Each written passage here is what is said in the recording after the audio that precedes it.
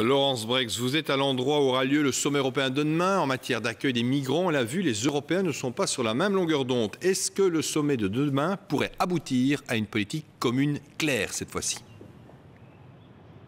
En tout cas, le constat, il est là et il est partagé par tous les dirigeants européens. Il faut que la situation change en Méditerranée. Ça ne peut plus continuer comme ça. Alors, évidemment, comme toujours, dans ces cas-là, pour prendre des décisions européennes à un niveau pareil, on devrait arriver à ce qu'on pourrait appeler le plus petit dénominateur commun, c'est-à-dire les quelques mesures sur lesquelles les 28 parviendront à se mettre d'accord. Mais il aura fallu tous ces nouveaux drames pour que l'Union européenne arrête de faire semblant de ne pas voir ce qui se passe en Méditerranée. Chaque jour, côté belge, le gouvernement a déjà lancé quelques pistes. La Belgique se dit prête à accueillir 2 fois plus de ces migrants échoués sur le territoire européen, ce qui voudrait dire qu'on pourrait accueillir environ 250 personnes en plus pendant environ 2 ans. La Belgique se dit prête aussi à mettre des moyens militaires.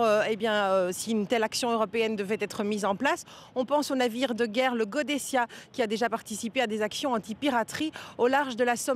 Alors vous l'entendez à travers l'exemple belge, c'est un équilibre qu'il faudra trouver demain entre d'un côté des renforcements maritimes en Méditerranée, mais aussi la situation humanitaire de ces milliers de migrants échoués sur le territoire européen et leur accueil. Et comme toujours dans ces cas-là, la question cruciale sera celle des moyens. Qui payera quoi? Et ce sera cette question-là qui sera difficile à trancher probablement.